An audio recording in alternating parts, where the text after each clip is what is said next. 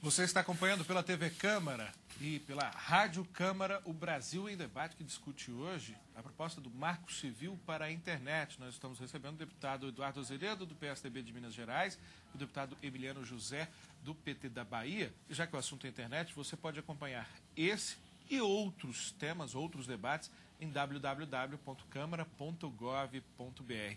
Deputado Eduardo Azeredo, no âmbito da questão da defesa de direitos, um dos principais pontos do projeto que foi enviado pelo governo é a da neutralidade da rede, ou seja, a rede tem que atender a todos de forma igual, equânime, para impedir uma prática que já começa a se consolidar no mercado, que é o provedor do acesso dar privilégios, preferências para o seu conteúdo.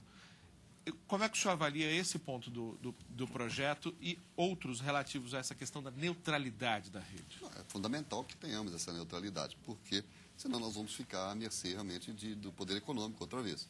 Porque aquelas empresas que patrocinarem um provedor ou que tiverem uma relação com o provedor econômica vão ter o privilégio.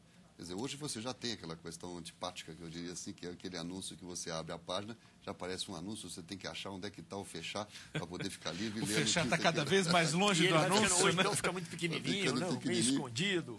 Então, essa questão da neutralidade é fundamental. O projeto do Marco Civil, ele está bem posto, sim. Eu por dizer, ele é uma série de... Algumas questões são até meio óbvias que estão aqui. Dizer que tem que ser democrático, que tem que ser livre, mas a neutralidade é fundamental. E eu quero só dizer que, realmente, na própria exposição de motivos, que foi encaminhada pelo Ministério, pelos vários ministros envolvidos, a presidente Dilma, está dito que nós vamos ter ainda temas importantes relacionados à internet que ainda carecem de harmonização, com a proteção de dados pessoais, comércio eletrônico, crime cibernético, direito autoral, governança da internet, regulação das atividades dos centros públicos. Portanto, é um processo muito, muito amplo mesmo, né? A Câmara mesmo aprovou essa semana, numa de suas comissões, a questão de que no comércio eletrônico as empresas vão ter que colocar o seu CNPJ para poder exatamente as pessoas saberem a quem procurar ou pesquisarem antes na questão da defesa do consumidor. Então, o Marco Civil ele vem, sim, num bom momento e vem regulamentando um pouco mais. Quer dizer, eu estou trabalhando nessa área de computadores desde os anos 70. Quando a gente começou a mexer com o computador, ainda nos anos 80, quando eu dirigia a Prodenge no governo Tancredo Neves em Minas, o que nós queríamos? Queríamos dar transparência à área pública. Foi uma das orientações que o Tancredo me deu. Olha, por que não colocar esses dados de educação, os dados de saúde mais disponíveis? Então, essa busca da transparência é antiga. Agora, as ferramentas foram mudando. Nos anos 80, nós começamos a ter microcomputadores. Não tinha nem micro. Depois, aí, já dos anos 90, começamos a ter a internet disponível e cada vez mais em todo o Brasil. Nós temos grandes desafios ainda. A internet tem morosidade, ela não está disponível em todo o Brasil, o custo é elevado em relação a outros países. Então, desafios estão ainda presentes. Deputado Emiliano José, uma das ideias por trás do marco parece ser de dar essa ideia de que a internet deixa de ser algo acessório na nossa vida e passa a ser um direito mesmo, algo para que tenhamos acesso pleno à cidadania.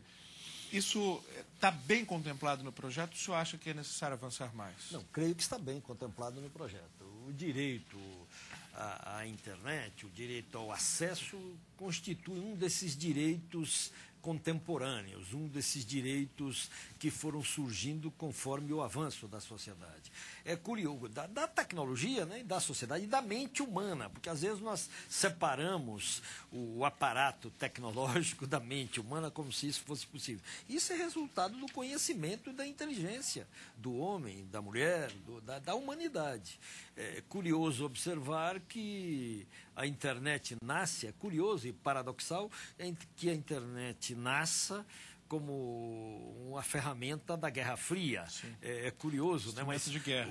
A humanidade foi capaz de virar isso, o que era uma arma, digamos, ou um instrumento de guerra, de alguma forma, para uma conquista da humanidade. E foram as universidades que foram as universidades formataram que esse foram processo, formatando, né? e depois a inteligência de milhões de pessoas, porque a internet tem essa característica, né? Ela vai se desenvolvendo, não ela é uma inteligência em rede também. Ela vai se desenvolvendo não pela intervenção do deputado Azeredo, que conhece computadores, pela minha, não. Ela é da inteligência em rede. A extraordinária capacidade da internet é essa.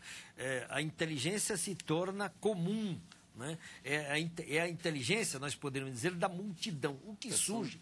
São milhões de jornalistas, são milhões de colaboradores. E de anônimos, são milhões de acadêmicos. Né? De anônimos que, de repente, criam coisas maravilhosas. Eu É um creio instrumento que para a solidariedade. é um instrumento de solidariedade.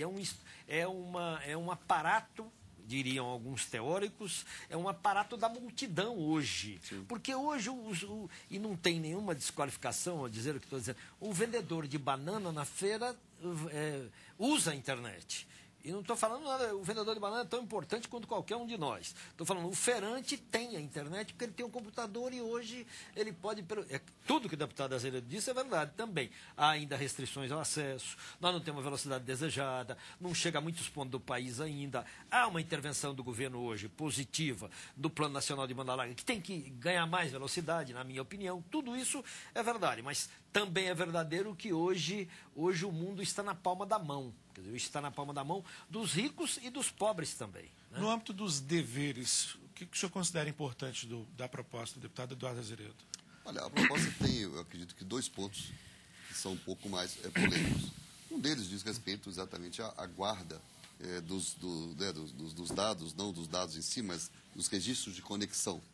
Que esse foi um ponto até muito criticado em relação ao projeto de crime cibernético, mas agora o governo mesmo assumiu a guarda dos registros de conexão. O que é isso? É exatamente a mesma coisa que a companhia de telefone guarda, as operadoras de telefone guardam. Quem falou com quem acessou o quê? Mas não o que a pessoa falou. Sim. É a mesma coisa. Na internet não se está pensando, nem aqui no Marco Civil, nem no projeto de crime cibernético, em se guardar quais sites foram visitados, o que a pessoa escreveu. Não é nada disso. É só saber a que hora o meu computador estava ligado, a que hora o seu computador estava ligado. Esse é o registro de conexão. Então, no artigo 11, o Marco Civil prevê isso, a guarda por um ano prorrogável. Aí não diz prorrogável por que prazo não. E a diferença a pedido da autoridade judicial. Exatamente, né? A pedido da autoridade policial ou judicial, ou administrativa. A autoridade policial ou administrativa poderá requerer a guarda por prazo superior.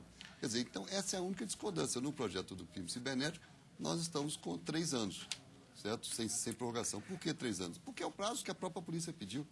Nós tivemos debate recente na Câmara e vimos que Ministério Público, Polícia Federal, Justiça, querem que nós tenhamos a legislação sobre crimes cibernéticos mais rápida, a atualização do Código Penal. Então, esse é um ponto que eu acredito que vai dar alguma discussão, mas, de qualquer maneira, está se vendo que é possível guardar, sim, aquelas críticas que não devia guardar, que guardar a conexão era contra a privacidade. Acho que aqui elas se dissiparam. A discordância é apenas, então, em termos de prazo. É um mecanismo...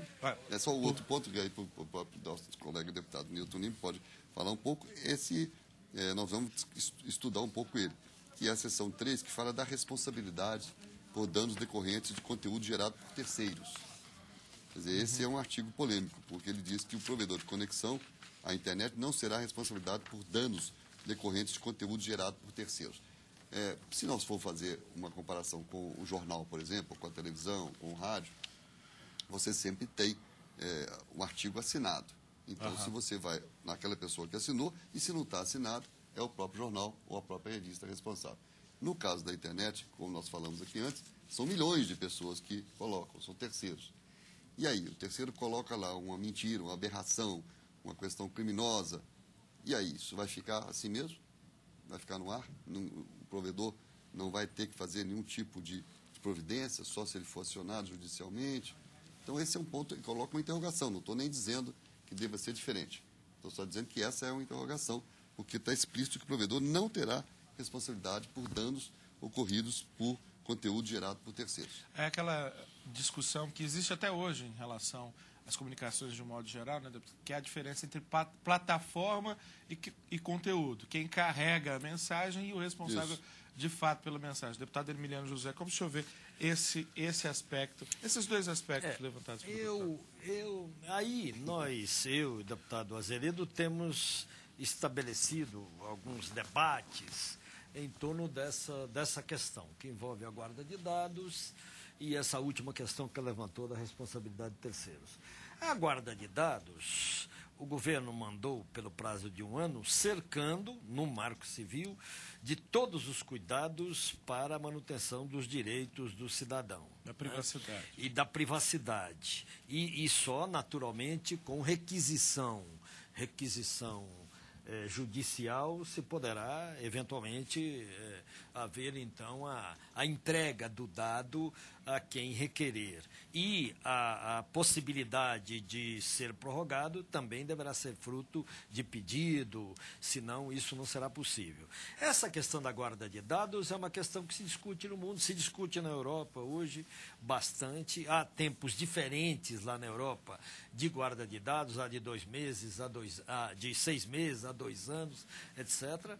E há, como lembrei em alguns debates que fizemos aqui, o caso da Alemanha, onde não foi considerado inconstitucional a guarda de dados. Mas lá a guarda de dados parecia ser mais ampla do que o simples registro da conexão. Se guardava um conteúdo, efetivamente. Mas na Alemanha, por exemplo, se eliminou qualquer guarda de dados e o curioso, por ser considerado inconstitucional. No caso da Alemanha, nós não estamos tratando, no caso do Brasil, outra coisa. Não é a Constituição alemã que nos rege. Não é a Constituição alemã que nos rege, mas o que quero destacar é o fato de que, quando havia guarda de dados ainda na Alemanha, os chamados crimes cibernéticos não eram apurados e não havia as condenações que agora acontecem sem esta guarda de dados, com muito mais rigor e eficácia, a demonstrar que não é a simples guarda de dados que prevê os chamados crimes cibernéticos. Então, eu creio que essa posição do governo de admitir a guarda de dados é, ao mesmo tempo, cercada e corretamente de proteções ao indivíduo, de modo que e creio que mesmo no caso de terceiros também está certo, só a interferência judicial é que permite a intervenção concreta. Mas isso é o mesmo no projeto de crime cibernético. Senão não dá. O crime cibernético também protege do mesmo jeito, é só com autorização judicial da mesma maneira. Isso aí não tem diferença. A diferença é só que no projeto do governo é 1 ano prorrogável. No caso do projeto da Câmara, alterado pelo Senado, e que leva o meu nome, até com a minha honra, não tem problema, não fico satisfeito, leva o meu nome, porque eu fui o autor do substitutivo. Nós estamos falando em 3 anos. Mas realmente a situação internacional varia. No caso da Alemanha, eram 18 meses, essa informação com o deputado Emiliano Trage, que já foi alterado, mas tem outros países que estão guardando, estão praticando, e as autoridades policiais dizem que é fundamental essa guarda para você poder chegar ao autor do delito. Agora, eu volto aqui, a gente nessa dinamismo aqui, nesse caso do provedor de terceiros, o deputado Nilton, eu repito, eu não tenho posição deputado firmada. Emiliano, você está me confundindo com o Nilton. É Nilton, Emiliano. Que é um grande companheiro, Exatamente, Nilton não, desculpa. Que e que está muito presente nesse debate. Também participa desse debate. Eu participei recentemente, desculpa aí, mas é o deputado Emiliano.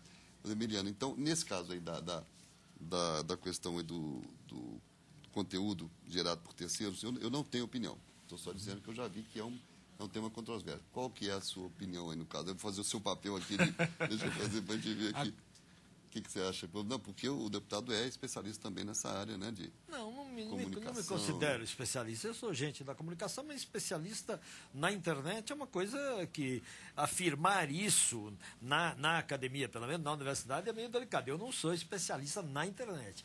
Há alguns companheiros que conheço que são especialistas, eu propriamente não sou especialista. Eu não creio que nós devamos modificar este artigo. Eu acho que o Marco Civil está certo na proposta que faz de não responsabilizar o provedor pelos terceiros. Mas isso é uma opinião inicial também. Né? Eu não me considero especialista na internet. Eu penso, já disse isso em várias ocasiões nos debates que nós fizemos, penso a internet como uma coisa extraordinária para a humanidade, como sei que também o deputado Azeredo pensa da mesma maneira, claro. Trabalhamos para que ela seja o território da liberdade. Isso sim. Eu quero até dizer que o Coletivo pela Liberdade na Internet do Brasil conquistou o prêmio Frida, né? O Movimento Nega Não foi a única iniciativa brasileira a conquistar o Prêmio Internacional para as iniciativas que tenham contribuído com o uso de internet como catalisador para a mudança. O único. O Prêmio Frida é oferecido pelo Registro de Endereço de Internet para a América Latina e o Caribe. O Centro Internacional de Pesquisa para o Desenvolvimento e a Internet Society, que tem por objetivo reconhecer projetos e iniciativas que colaborem de forma significativa com o uso da internet. Bom, eu gostaria muito de aprofundar ainda mais desse tema, mas nós teremos tempo. O marco regulatório, o marco civil ainda vai andar. E como os dois deputados são ativos participantes desse debate, já fica o convite para que voltemos a debatê-lo muito em breve aqui no nosso programa. Você acompanhou pela TV Câmara ou pela Rádio Câmara, Brasil em Debate, que discutiu hoje o marco civil para a internet. Nós recebemos o deputado Eduardo Azeredo, do PSDB de Minas Gerais, e o deputado Emiliano José, do PT da Bahia. Agradeço mais uma vez aos dois deputados e principalmente a você que nos acompanhou nesse debate.